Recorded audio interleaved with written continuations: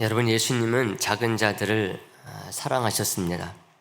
작은 자라 하면은 나이가 어린 그런 아이로부터 신분이 작은 자들, 또 가진 것이 없는 그런 작은 자들, 마음이 또 작은 자들, 하다못해 믿음이 작은 자들까지도 다 망라해서 우리 주님은 작은 자들을 사랑하셨습니다.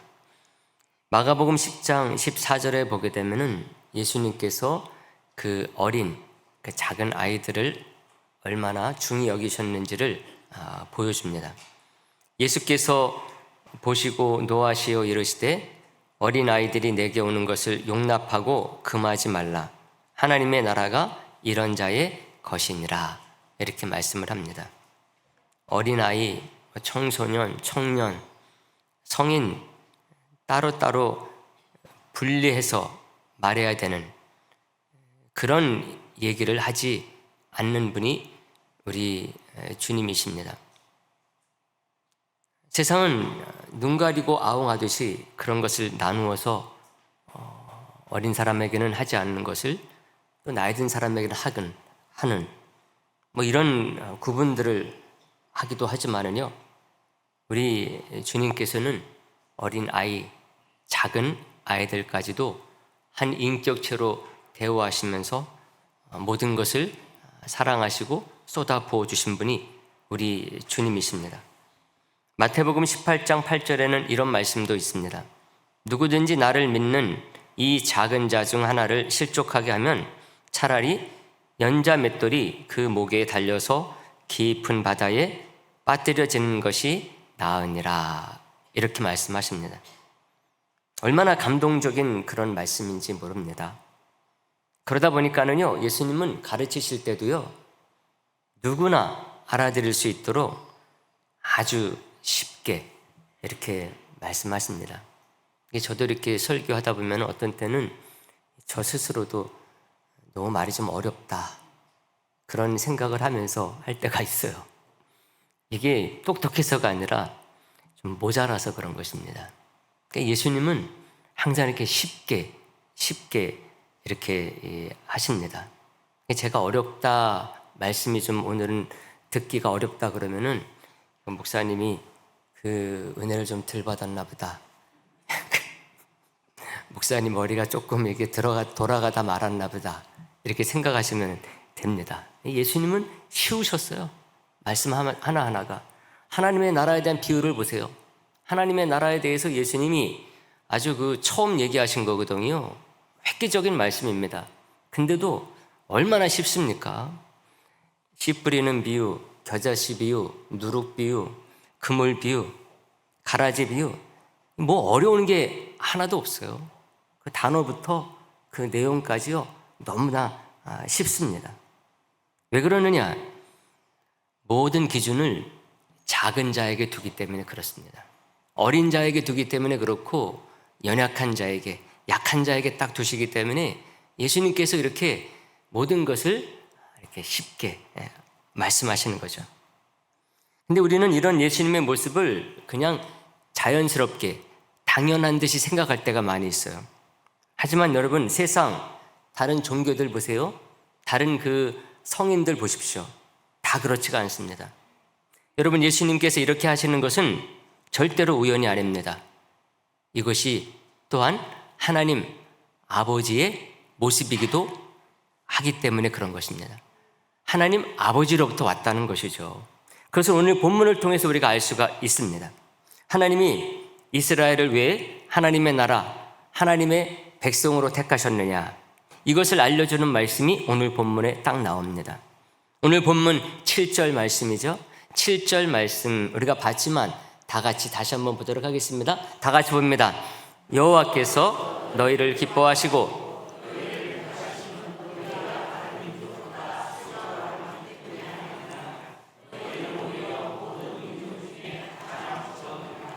아멘. 여러분, 하나님이 이스라엘을 택해서 세우실 그 당시에도요, 세계에는 땅도 크고 숫자도 많은 그런 나라와 민족이 있었습니다. 지금으로부터 4,000년, 5,000년 전입니다. 그 옛날인데도 불구하고 그때도 분명히 큰 나라, 숫자가 많은 그런 민족, 그런 나라와 민족이 많이 있었다는 것입니다. 이스라엘 가까이도 마찬가지예요. 가까이는 애굽도 그랬죠. 좀 떨어진 갈대아, 우르도 마찬가지입니다. 이 나라들은 그 어느 나라들보다도 컸습니다. 많았어요. 누가 봐도 잘난 나라들입니다. 누가 봐도 잘난 백성들이에요. 근데도 불구하고 하나님은 그들을 자신의 나라와 백성으로 택하지 않으셨습니다. 더군다나 하나님은 처음부터 한 나라나 민족을 택하신 게 아니었어요. 아직 그 속에 아무런 가능성이 보이지 아니하는 단 한 사람, 아브라함을 택해서 세우셨을 뿐입니다. 여러분, 그 한 사람이 죽어버리면 어떻게 됩니까? 끝나는 거죠. 하나님 이름을 걸고 딱 택했는데 그냥 어디 가다가 사고를 당해서 죽어버렸다. 그 옛날이니까 강도 만나기 쉽지 않습니까? 죽어버리면 끝나는 거잖아요. 그 한 사람이 나중에 민족으로 발전할지 나라로 발전할지 알 수 없는 시대가 바로 그 고대 때입니다. 여러분, 오늘 예배를 드리고 있는 저와 여러분 한 사람 한 사람이 나중에 자손이 퍼져가지고 한 나라가 될지, 그게 아니더라도 한 작은 민족이 될지, 이거 누가 알 수가 있습니까? 누가 장담할 수 있습니까, 여러분? 오늘날도 이런데 고대 때 전쟁도 많았죠? 전염병도 많았죠? 영아 사망률 얼마나 높았습니까? 그러니 그때는 더욱더 그랬죠. 근데도 불구하고 하나님은 하나님의 나라와 그 백성을 시작하는 데 있어서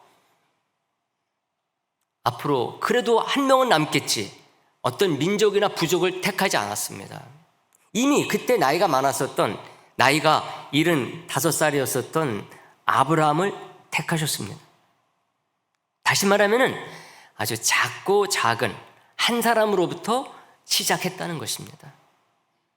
저와 여러분들이 이 말씀 가운데 도전을 받고 위로를 받고 용기를 얻으시기를 간절히 소망하겠습니다. 앞에서 다시 봤었던 7절 말씀이 그거를 딱 말해주고 있어요. 이스라엘이 많아서가 아니라 적어서 택했다는 거예요. 적으니까 작을 수밖에 없죠. 작으니까 연약한 거죠. 연약하니까 부족한 것, 투성이인 것입니다. 여러분, 특히 오늘 본문은 모세가 이제 40년 광야 생활을 마치고 하나님의 부르심을 받아서 죽기 직전, 그때의 이스라엘 백성들에게 한 설교입니다. 모압 광야에서 천막을 치고 이제 요단강을 건너가기 위해서 이스라엘 백성들이 대기하고 있었어요. 그때 백성들을 놓아놓고 모세가 마지막 유언과 같은 설교를 한 게 신명기서 말씀입니다. 그 상황을 우리가 읽지 않았지만은 신명기서 1장 5절에서 알 수가 있어요. 그 말씀이 이렇게 되어 있습니다. 모세가 요단 저쪽 모압 땅에서 이 율법을 설명하기 시작하였더라 일러스되, 이렇게 말합니다. 이때는 모세와 이스라엘 백성들이요, 헤스본 왕 시온하고 바산 왕 옥을 싸워서 죽인 뒤였습니다. 이스라엘 땅 요단강 동쪽 길르앗 땅, 거기에 살고 있었던 강력한 아모리 족속, 그들을 물리치고 난 뒤에 이 말씀을 전하게 된 것입니다. 다시 말하면 강력했던 두 왕을 죽이고 이 광활한 요단 동쪽 그 땅을 얻게 됐으니까 정말 하나님이 정말 살아계신 분이시구나.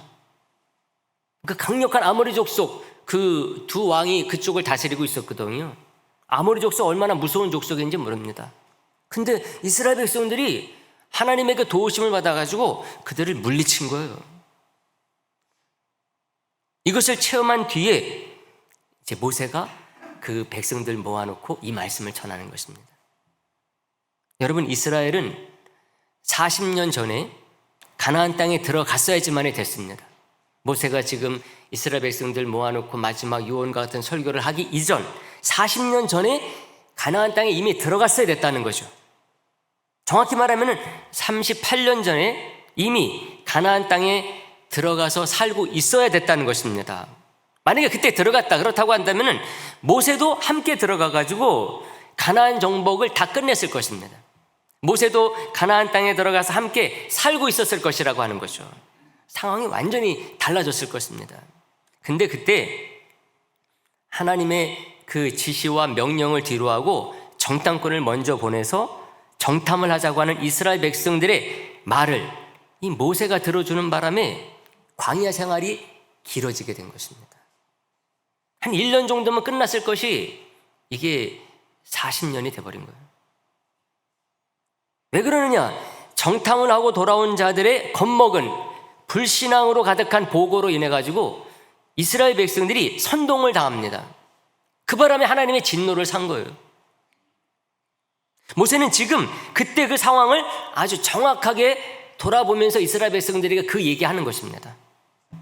우리가 읽지 않았지만은 1장 21절에 그 말씀이 나와요. 너희 하나님 여호와께서 이 땅을 너희 앞에 두셨은즉 너희 조상의 하나님 여호와께서 너희에게 이르신 대로 올라가서 차지하라. 두려워하지 말라, 주저하지 말라 한즉 이렇게 딱 얘기하고 있습니다. 40년 전에 하나님께서 가나안 땅 앞에 두고 이 얘기했다는 것입니다. 빨리 지금 들어가. 주저하지 마. 두려워하지 마.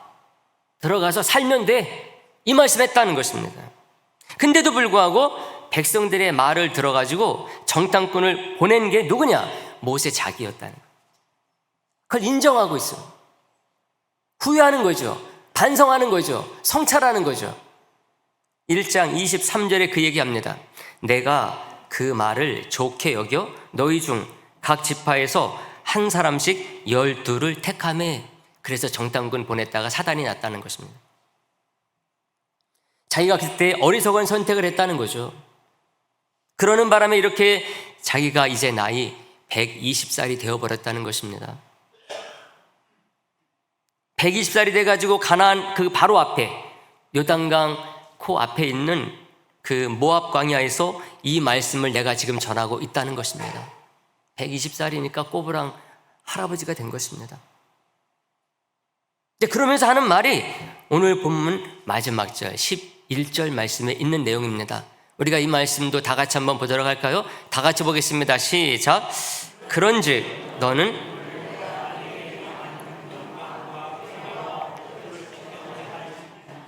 아멘. 성경에 보면은 구약 성경에 보면 특히 하나님의 율법을 잘 지켜 행하라는 말이 많이 나와요. 그러나 신명기서에서 나온 이 말씀은 다른 그 분위기, 어감으로 받아들여야 됩니다. 어떤 의미냐? 오늘 내가 40년간, 아니 40년 전에 했었던 그 실책, 잘못된 결정, 그리고 그 이후에 40년간의 경험과 결론을 담아서 이 말씀을 전하니까 앞으로는 절대로 하나님이 말씀하시면은 순종하라는 말입니다. 그것도 즉각적으로 순종해야 될 것은 즉각적으로 순종하라는 거죠. 그게 하나님의 명령이 됐든 규례가 됐든 법도가 됐든 지켜서 행하라 이 말씀입니다. 여기서 지켜 행하라는 말은 똑같은 뜻의 그 다른 단어를 반복 강조하는 것이 절대로 아닙니다. 언뜻 그렇게 생각하기가 쉬워요. 저도 여러 번 그런 식으로 설교를 해왔어요. 근데 이것은 같은 뜻의 다른 단어를 사용해서 강조한 강조법이 아닙니다. 두 단어는 전혀 다른 뜻을 가지고 있어요. 지켜 행하라. 앞에 나오는 지켜라는 말은 실천하고 행하는 것, 그것을 의미하는 지키다라는 뜻이 그 단어가 절대로 아닙니다. 우리나라 말로 지키다라는 말은 최소한 두 가지 의미로 말할 수가 있어요. 준수한다, 법을 준수한다, 법을 지킨다 이렇게 쓰기도 하고, 또 하나는 무엇인가를 보호한다, 주의한다 하는 그런 의미로 지킨다라는 말을 쓸 수도 있습니다. 여기서 지킨다라는 이 단어는 샤마르입니다. 보호하고 관찰하고 주시하는 거죠. 성찰하는 것이죠. 그게 먼저라는 것입니다. 하나님의 말씀을 내 가운데 분명히 제대로 있는지 없는지, 그 말씀 하나하나가 내 속에 분명한 나의 그 인생, 삶으로 그 자리 잡고 있는지, 그것을 분명하게 지키고 있는지, 바로 그런 의미에서 지키라는 것입니다. 그리고 나서 그 말씀을 행하라. 그래서 지켜 행하라 이렇게 말하고 있는 거죠. 여러분, 제가 항상 말하듯이 기독교는 행위 종교가 절대로 아닙니다. 행동하고 실천하는 것을 아주 중요하게 여기지만은 그것이 사람을 구하고 세상을 구하지 않는다는 것입니다. 사람이 선하게 행하고 착하게 행하게 되면은 세상을 구하고 세상이 바뀔 수 있다. 물론 진짜 그렇게 되면은 세상이 바뀔 수 있죠. 근데 진짜 사람이 제대로 아는 것을 실천하고 행할 수 있는 사람이냐? 그렇지 않다는 것입니다.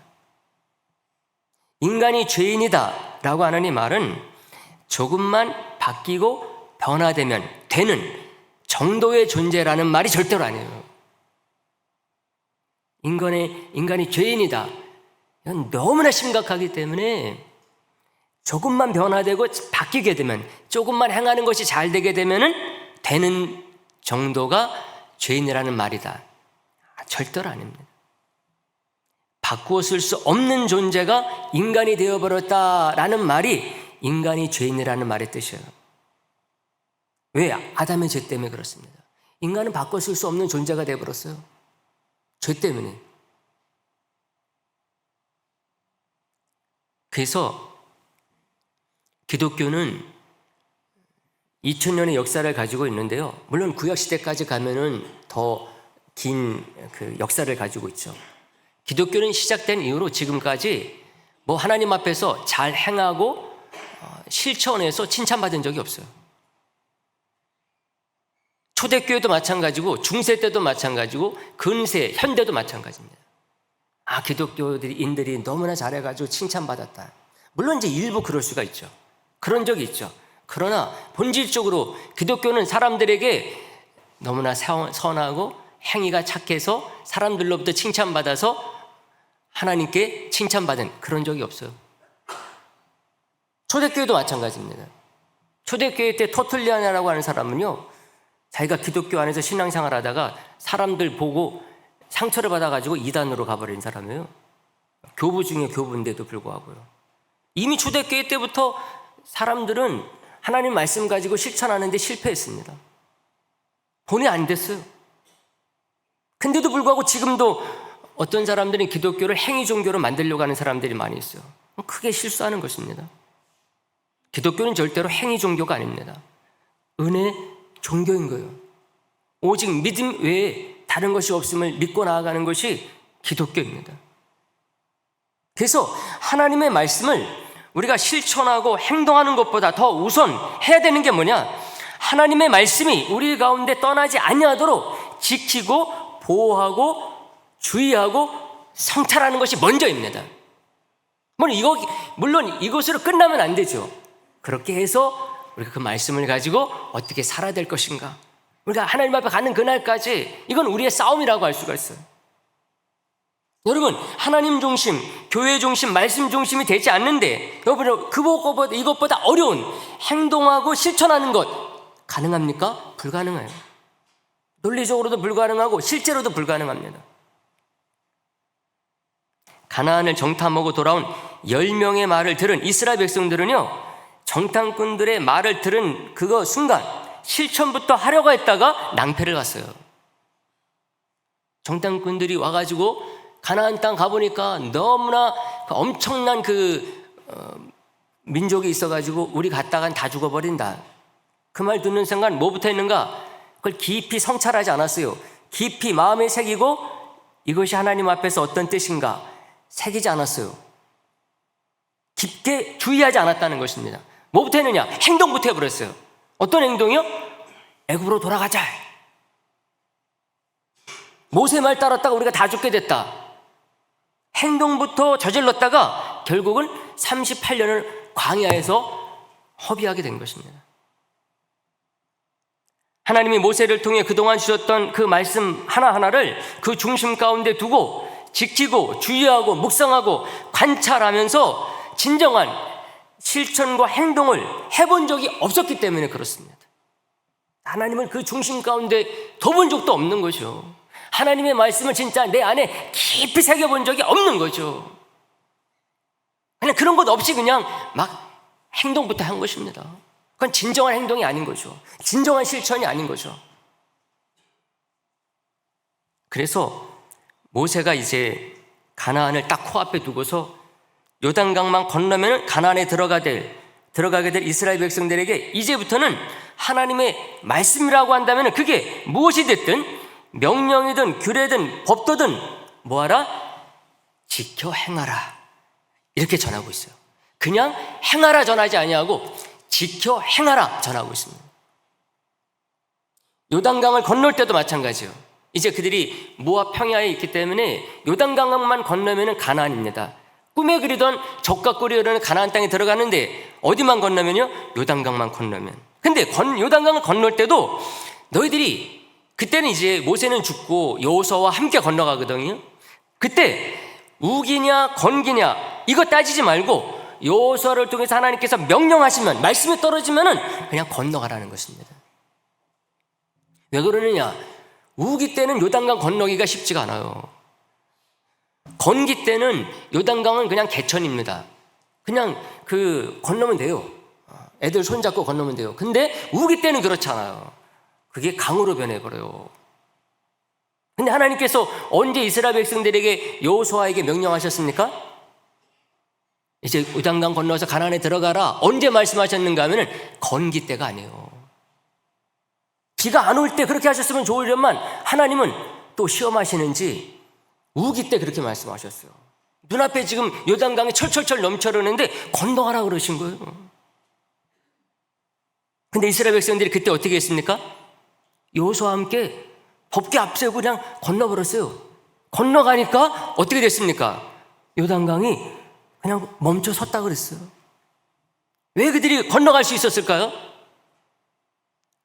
지금 모세가 이 말 했잖아요. 신명기서 말씀 속에 너희들 이제 앞으로 내가 40년 돌아보니까 그리고 내가 그 가나안 땅 40년 전에 들어가라고 했을 때 들어가지 못하고 내가 잘못된 생각 때문에 40년 허송생활 보냈는데 그래서 하는 말이 하나님의 율법, 하나님의 말씀, 하나님의 규례가 무엇이든지 떨어지면은 그때 지켜 행하라. 말씀한 이 말씀 때문에 이스라엘 백성들이 여호수아와 함께 건너갈 때 그렇게 하지 않았어요. 전에처럼 물이 철철철 넘쳐흐르는데도 불구하고 여호수아를 통해서 하나님께서 건너가라 그러니까는 이스라엘 백성들이 그때는 진짜 순종해서 건너가 버렸어요. 그래서 말씀하신 것입니다. 지켜 행하라. 그러면서 하나님이 이스라엘을 자기의 나라와 백성 삼아주신 뜻이 얼마나 숭고하고 깊으신 뜻이 있는지를 알려주면서 너희들이 그때 하나님의 말씀이 떨어지면 지켜 행하라 이 말씀하는 것입니다. 다시 말하면 이스라엘이 크거나 많고 잘나서 뽑으시고 선택한 것이 아님을 분명하게 알려주고 있는 것입니다. 앞에서 본 것처럼 이 세상 그 어떤 나라와 백성들보다 가장 적은 나라와 민족이기에 하나님께서는 이스라엘을 자기 백성, 자기 나라로 선택하셨음을 다시 한번 알려주면서 너희들은 앞으로는 절대로 불순종하거나 그 순종을 미루거나 하지 말고 바로 지켜 행하라 말씀하고 있는 것입니다. 여러분, 우리 하나님께서 저와 여러분들을 선택하시고 이스라엘을 선택하신 것은요, 하나님이 이스라엘 백성들을 선택한 그들을 종으로 쓰시기 위해서 그런 게 절대로 아니에요. 당시에 많은 종교들처럼 받아먹기 위해서 그런 게 아니라는 것입니다. 그래서 오늘 본문 첫 절 6절이 알려주고 있어요. 6절 말씀 우리가 다 같이 다시 한번 봅니다. 6절 말씀 보겠습니다. 시작. 너는 여호와 내 하나님의 성민이라.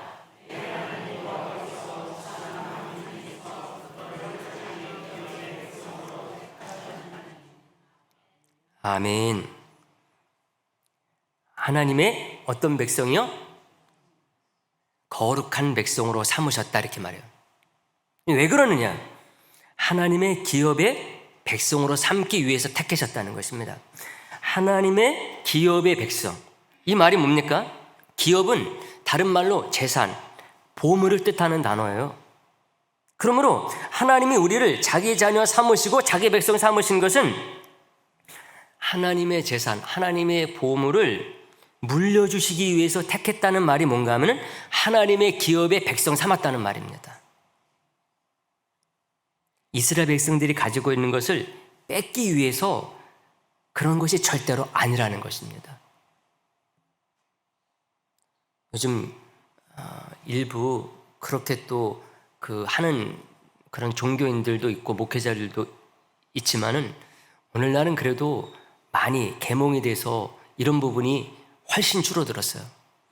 근데 모세 당시에 이방의 종교들은요, 정말 이방 신들은 자기를 섬겨주는 그 백성들을 착취하기 위해서 자기가 신이 되고 자기의 신민 삼은 것처럼 보여졌습니다.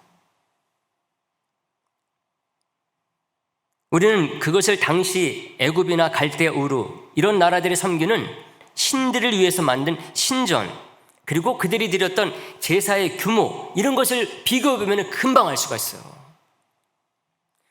그들은요 얼마나 신전이 큰지, 정말 이게 그 신들이 백성을 위해 존재하는 신인지 아니면 반대인지 이걸 구분을 못할 정도예요. 신전이 피라미드 그거 저리 가라요. 그거 짓기 위해서 얼마나 그 신을 섬기는 백성들이 힘들었겠습니까? 그리고 신전이 딱 만들어지면 제사 지내는 게 얼마나 규모가 큰지 몰라요. 막 수백 마리, 수천 마리씩 막 드리는 거예요. 그러니 그 이방신들은 자기를 섬기는 백성들을 착취하고 부려먹고 받아먹기 위해 존재하는 신들이었어요. 근데 하나님은 그런 것을 용납지 않으셨어요. 단지 이스라엘 백성들이 섬겨야 될 하나님이 누구인가? 하나님은 영이신지라 보이지 않잖아요. 그러니까 이게 조금만 한눈 팔고 세상에 빠지다 보면 잊어버리거든요. 그러니까 그 하나님이 누구신가를 잊지 아니하도록 최소한의 규모로 하나님은 족하셨습니다. 그래서 이방인들의 신전에 비하면은 이스라엘의 성막은요, 그 본 건물만 딱 따지면은 5m, 15m 규모밖에 안 돼요. 가로 세로 5m, 15m입니다. 그거 우리 그 예배당 안에 집어넣으면 딱 들어와요. 5m 넓이, 길이 15m밖에 안 돼요. 근데 그게 이스라엘 땅 가운데서 몇 개가 있었을까요? 한 개밖에 없었어요. 이스라엘 백성들이 그 예배 드리고 제사 지내는 데 있어서 다 거기까지 와야 돼요. 예루살렘 성까지 불편해도. 마을마다 있지 않았어요. 마을마다 동네마다 5m, 15m짜리 다 세우게 했으면 모르는데 하나님이 절대로 다른 곳에 세우는 게 아니다. 예루살렘 성전, 이스라엘의 수도 거기에 딱 한 군데만 딱 세우게 만들었어요. 거기서부터 제사주 지내거든요. 제사 지내는 게 뭡니까? 짐승 잡아서 하나님 앞에 불에 태워 드리는 거잖아요. 근데 그 불에 태워 드리는 제단이 얼마 냈느냐? 얼마 냈습니까? 얼마 냈어요? 제가 오늘 설교하는 거 지금 처음 하는 거 아닙니다. 이거 똑같은 그 말들을 제가 처음 하는 거 아니에요. 제단이 2.5밖에 안 됐어요. 가로 세로 2.5예요. 불에 태워 제사를 드리는데 그 크기가 2.5밖에 안 돼요. 거기 몇 마리나 태워드릴까요, 여러분?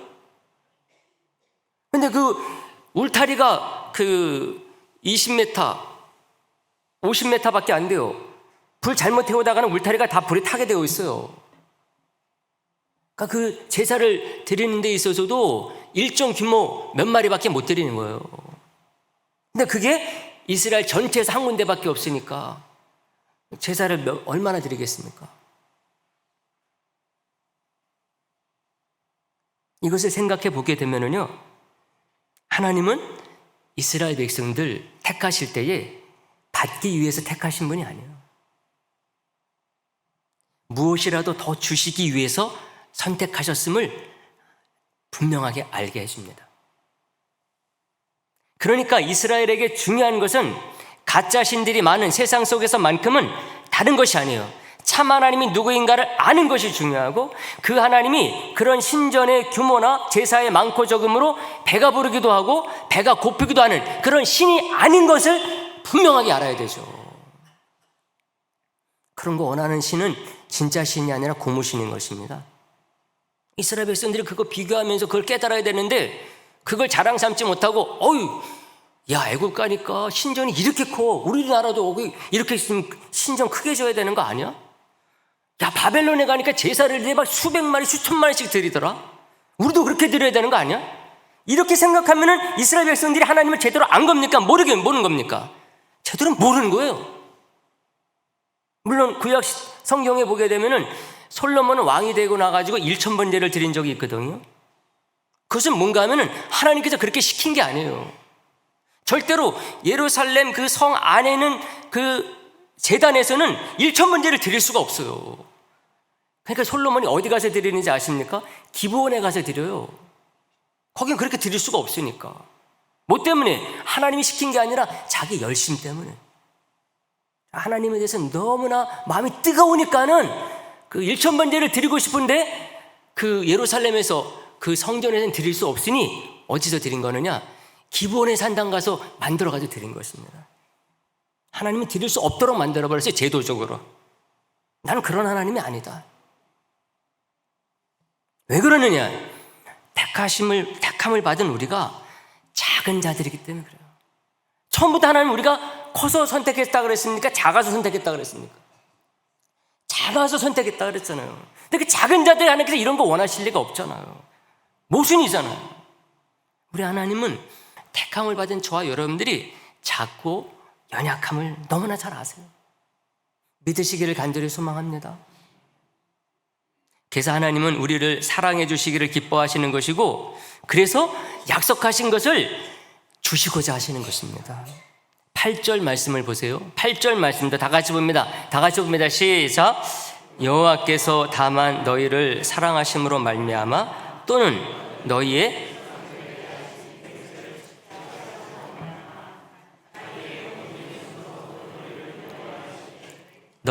그 종 되었던 집에서 애굽 왕 바로의 손에서 속량하셨나니. 아멘.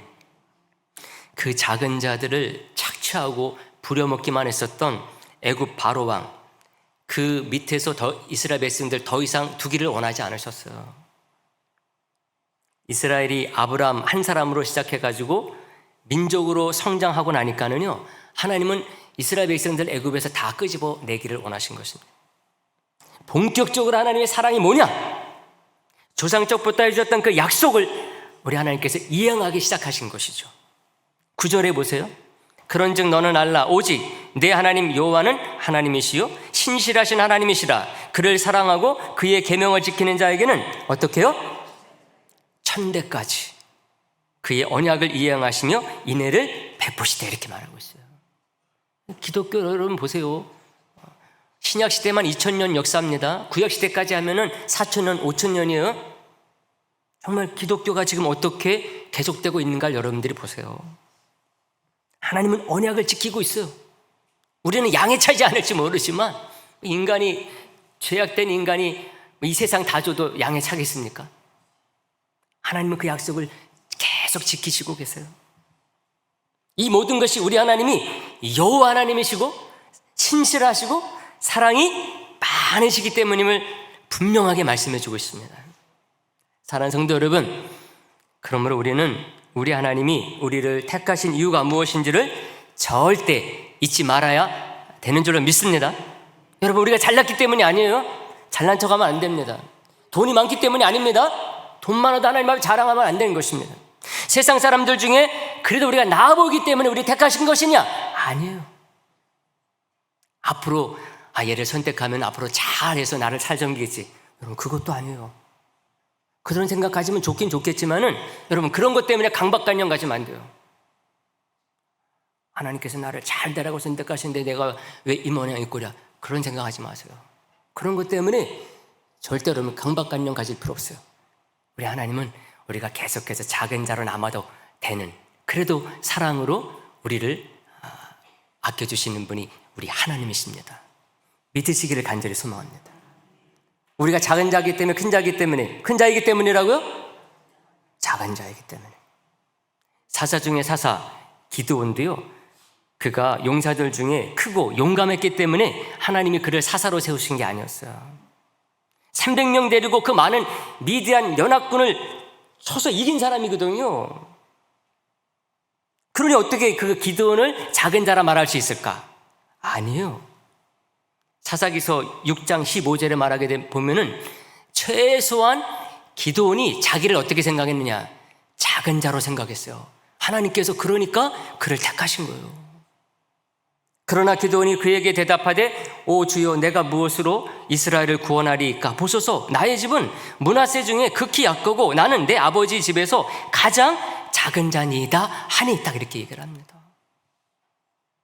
하나님은 우리가 이 세상에서 정말 세상 다 가진 사람이라 할지라도 하나님 앞에서만큼은 정말 작은 자임을 인정하고 겸손히 나아가는 사람을 그래도 하나님께서 사랑으로 하나님께서 그를 쳐주십니다. 기드온만이 아니라요, 이스라엘 최초의 왕 사울도 마찬가지였어요.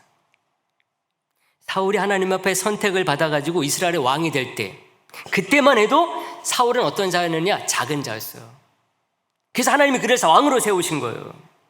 왜 하나님은 큰 자를 선택하실 필요가 없다고 생각하세요? 나는 작은 자 편이고 나는 작은 자를 선택해. 나는 작은 자를 사랑해. 사울이 선택함을 받아서 왕이 될 때만 해도 사울은 스스로 뭐라고 생각했느냐? 작은 자라고 생각했어요. 사무엘상 9장 21절에 보면은 사울이 대답하여 이르되 나는 이스라엘 지파의 가장 작은 지파 베냐민 사람이 아니니까 나의 가족은 베냐민 지파 모든 가족 중에 가장 미약하지 아니하니까 당신이 어찌하여 내게 이같이 말씀하시니까, 딱 말해요. 저같이 부족한 사람 하나님께서 이렇게 선택하시니 감당할 수 없습니다. 이런 모습을 우리 하나님께서 기뻐하신 거죠. 이것을 보면 하나님은 누군가를 택해서 복을 주시고 사용하시고자 할 때 가장 중요한 기준이 뭐냐? 작은 자인지 아닌지, 이것이라고 하는 것을 알 수가 있어요. 이것은 지혜의 왕 솔로몬에게도 그대로 적용됩니다. 솔로몬도요, 그가 왕으로 세워졌을 때요, 자기를 작은 자로 알고 있었음을 고백해요.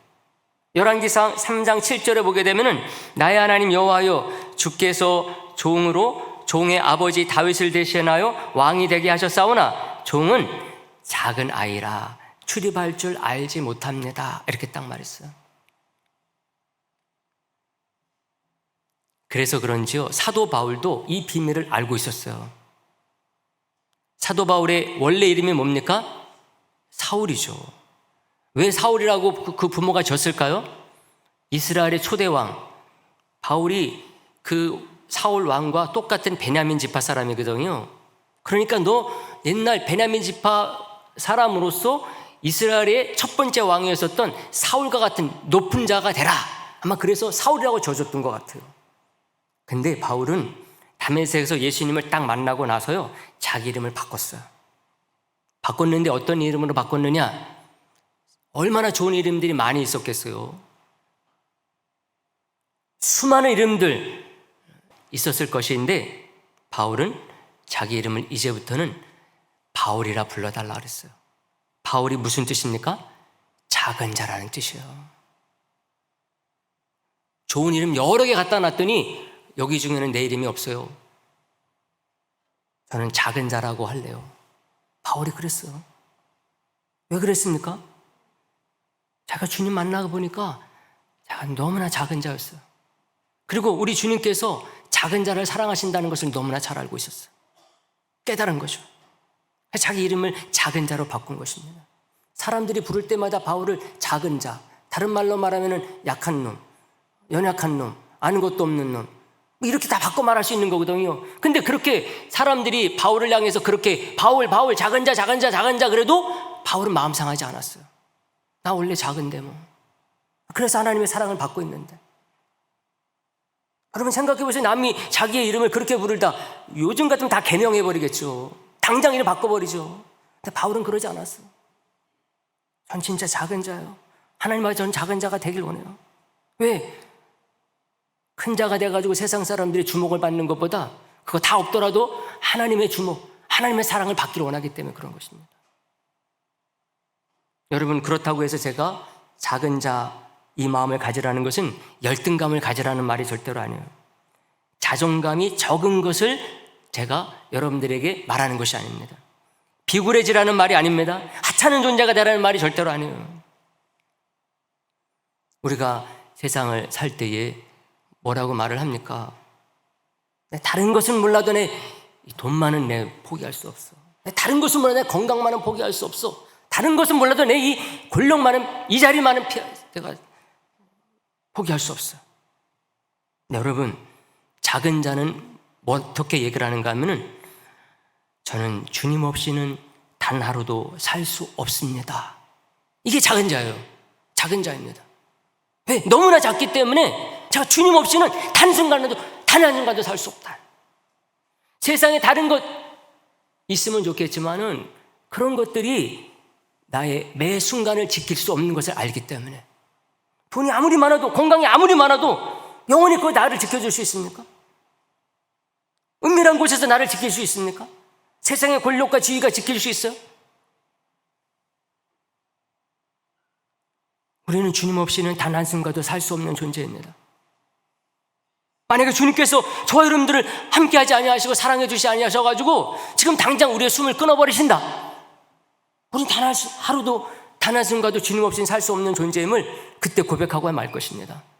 제가 1분 1초 단 한순간도 호흡할 수 있었던 것, 주님께서 허락하셔서 제가 호흡할 수 있었군요. 우리 주님 없이는 살 수 없는 존재임을 우리가 그때 가서야 깨달아서야 되겠습니까? 평상시에 우리들이 나는 주님 없이는 살 수 없는 너무나 연약하고 작은 자이기 때문에 세상에 다른 거 다 있어도 소용이 없고 주님 없이는 내가 살 수 없어. 그런 분들이 저와 여러분들을 믿으시기를 간절히 소망합니다. 올해 2024년 우리가 오늘 설날 연휴를 보내고 있는데요, 정말 올 한 해 정말 주님 없이는 살 수 없는 존재로 여러분들이 사는 그런 복된 인생 되기를 간절히 소망합니다. 그래서 우리 주님께서 야, 너는 정말 나 없이는 살 수 없구나, 우리 주님께서 놀라운 사랑으로, 놀라운 것으로 함께 하시고 도와주시는 그런 역사가 가득한 올해 되기를 간절히 소망합니다.